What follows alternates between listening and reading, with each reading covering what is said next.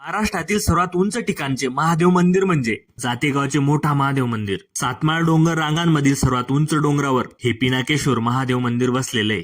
संत जनार्दन स्वामी यांनी या मंदिराची नव्याने उभारणी सन 1964 मध्ये हेमाडपंथी प्रकारात करून घेतली. याच पावनभूमीवर संत जनार्दन स्वामी यांना दिव्य शक्ती प्राप्त झाली असं सांगतात. भौगोलिक दृष्टिकोनातून विचार केला तर हे मंदिर मोक्याच्या ठिकाणी वसलेलं आहे, कारण की या मंदिराला तीनही जिल्ह्यांच्या बाउंड्री लागतात. हा दिसतोय तो परिसर पाटणादेवीचा परिसर आहे, म्हणजेच आपल्या जळगाव जिल्ह्याचा. इकडे संभाजीनगर आणि आम्ही आलो तो नाशिक जिल्ह्याचा परिसर आहे. याच डोंगरातून पावसाचे पाणी आपल्या चाळीसगावच्या डोंगरी नदीला येते. एवढं मोठं पाणलोट क्षेत्र आपल्याला या महादेवाच्या आशीर्वादाने लाभलेलं आहे.